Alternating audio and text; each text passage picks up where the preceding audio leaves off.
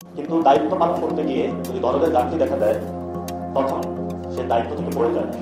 যারা দায়িত্ব পালন করছেন শ্রমিক উইংয়ে, হাঁটি হাঁটি করে পা পা দিচ্ছে, দাঁড়াচ্ছে শ্রমিক উইং, কিন্তু আমার কাছে যেটা অ্যাসেসমেন্ট হয় 80-র দশকে শ্রমিকদের রাজপথ দখলে ছিল শ্রমিকদের, কল কারখানাটা সবকিছু জায়গা দখলে ছিল শ্রমিকদের, এবং মালিকরা শ্রমিকদের অধিকার আদায়ের যে আন্দোলনের প্ল্যাটফর্মগুলো ছিল ওগুলোর ভয়ে থরথর করে কাঁপত, এবং যে ইনকাম হতো সেই ইনকামের বড় একটি অংশ শ্রমিকদের ক্ষেত্রে বাধ্য থাকতো।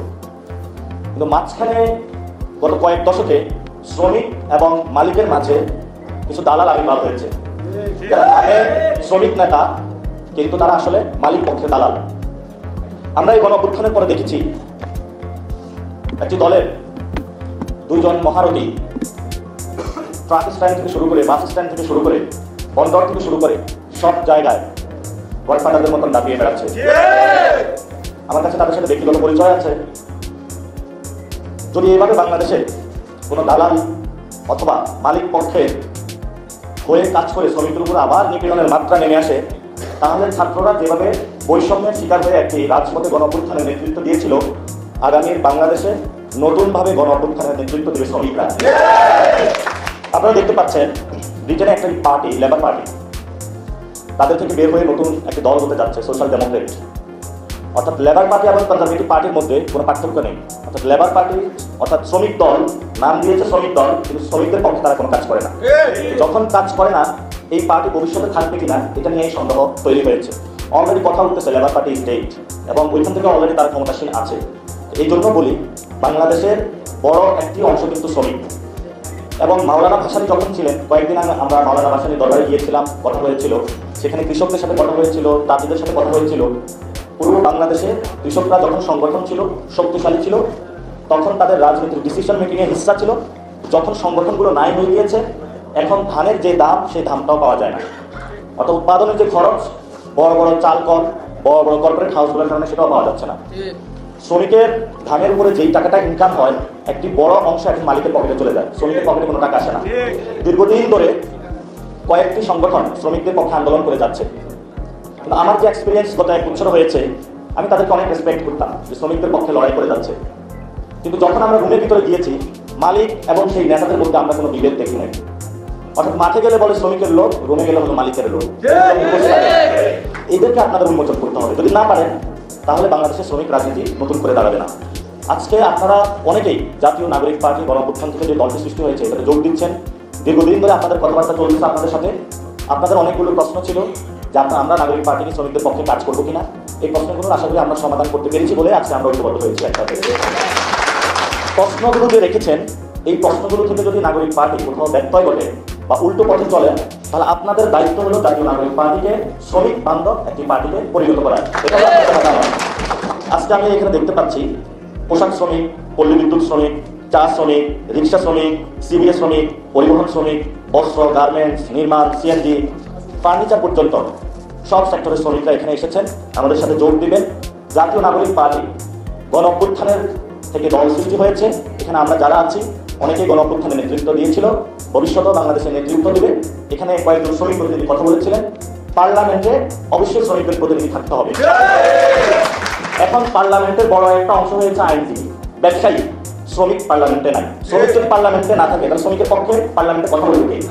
তখন শ্রমিক রাজপথে গিয়ে যখন আন্দোলন করে, আবার ওই পার্লামেন্টে যে সংসদ সদস্য, তিনি শ্রমিকদের হয়ে কথা না বলে, তাহলে উনি বড় বড় গার্মেন্টসের মালিক, ওনার গার্মেন্টস বাঁচানোর জন্য যা যা করা দরকার উনি সংসদে তাই করে। এবং বাংলাদেশে তারা গত কয়েক দশকে যখন এই শ্রমিক ন্যায্য মজুরির জন্য আন্দোলনে গিয়েছে, তাদের উপরে বুকে গুলি চালিয়েছিল। এবং গণঅভ্যুত্থানের পরও এই সরকারকেও আমরা দেখেছি শ্রমিকের বুকে গুলি চালিয়েছিল। এই জন্য আমরা বলছি, চেয়ারের যদি পরিবর্তন হয়, তাহলে আমাদের শ্রমিক ভাইরা ভালো থাকবে না। আমাদের পুরো ব্যবস্থার বদল করতে হবে। কারণ আগে যারা আওয়ামী লীগ শাসনামল, বিএনপি শাসনামল এবং বর্তমান সরকারে রয়েছে, চেয়ারের অদল বদল হয়েছে, কিন্তু ফাইলগুলোর কোনো অদল বদল হয় নাই, শ্রমিকের কোনো মজুরি বাড়ে নাই। ওই পিস্তলটা যে কোন দিকে ঘুরাতে হবে সেই প্রশিক্ষণ তার কাছে যায় নাই, যার কারণে বারে বারে এই সরকারে, বর্তমান গণঅভ্যুত্থানের সরকার হওয়ার পরও আমরা দেখেছি তাদের অস্ত্রটা শ্রমিকের দিকে গিয়েছে। শ্রমিকের বুকে বুলেট লেগেছিল, সেখান থেকে রক্ত ঝরেছিল।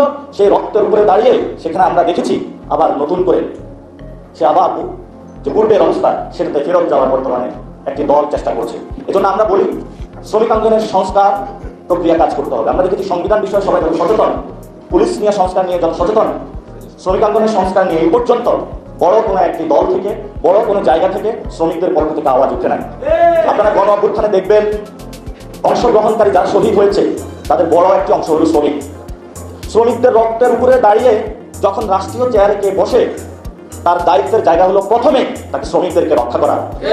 বাংলাদেশে নতুন করে ব্যবসা বান্ধবের জায়গায় ম্যানুফ্যাকচারিং হাব হওয়ার জন্য বর্তমান যে সরকার তারা উদ্যোগ নিচ্ছে, ব্যবস্থা নিচ্ছে, শ্রমিক আন্দোলনের পরিবেশ ঠিক না করে তাদের মজুরি না বাড়িয়ে বাংলাদেশ যতই ফ্যাক্টরি তৈরি করুক, বাংলাদেশ কখনো উন্নয়ন অথবা উন্নত রাষ্ট্রে পরিণত হওয়া সম্ভব না। এই জন্য আমরা শ্রমিক আন্দোলনে যখন গিয়েছিলাম, একই ঘরে 2 থেকে 3টা ফ্যামিলি থাকে। বাচ্চা অসুস্থ হলে তাকে হসপিটালে নেওয়ার টাকা থাকে না। একজন শ্রমিক আমাকে বলেছিল, তিনি একজন মা ছিলেন, তো উনি ওনার সকালবেলা যখন বের হচ্ছিলেন তার কাছে একটা প্যাকেট ছিল, প্যাকেটে ছিল তেঁতুল, টক জাতীয় কিছু। বললো, আমি সারা রাত বাচ্চাকে দুধ খাওয়াইছি, তাকে ঘুম পাড়িয়েছি, কিন্তু দিনের বেলা যেহেতু আমাকে ডিউটি করতে হবে, এই ত্বক আমি নিয়ে যাচ্ছি, কারণ সুইং মেশিনে কাজ করতে হলে যদি ঘুম আসা শুরু হয় তাহলে আমি কাজ করতে পারবো না, বেতনটাও পাবো না। এই জন্য ত্বক খেয়ে সে সারাদিন কাজ করছে, আর রাতের বেলা হলো তার বাচ্চাকে হলো দুধ খাওয়াইছে এবং ঘুম পাড়িয়েছে। এই হলো বাংলাদেশের শ্রমিকদের ইতিহাস। এই জন্য আপনারা ঐক্যবদ্ধ থাকবেন। আপনারা কোনো আমাদের দলীয় জায়গায়, আমরা আপনাদেরকে কখনোই এই জায়গায় ডাকবো না যে আমাদের দলের প্রোগ্রামে আসেন, আপনাদেরকে কিছু টাকা দেওয়া হবে, 500 টাকা, দল বাজি করে যান, দল দাস করে যান। জাতীয় নাগরিক পার্টি আপনাদের ক্ষেত্রে এই কাজ করবে না, বরং আপনারা শ্রমিক অঞ্চলে যান, আপনারা নেতৃত্ব দেন, আমরা আপনাদের পিছনে থাকবো। আমরা আপনাদের ভবিষ্যতে বাংলাদেশে কোনো গণ অভ্যুত্থানে শ্রমিকদের নেতৃত্ব ইনশাআল্লাহ আমরা নিয়ে যারা উপস্থিত হয়েছেন, সাংবাদিক বৃন্দ, শ্রমিক নেতা, অনেকেই এখানে নাম, প্রায় 92 জন শ্রমিক সংগঠন নেতৃবৃন্দ এবং একদম প্রান্তিক লেভেলের শ্রমিক যুক্ত হচ্ছেন। আপনাদের সবাইকে ধন্যবাদ জানিয়ে আমি আমার কথা শেষ করছি। ভবিষ্যতে রাজপথে লড়াই হবে একসাথে ছাত্র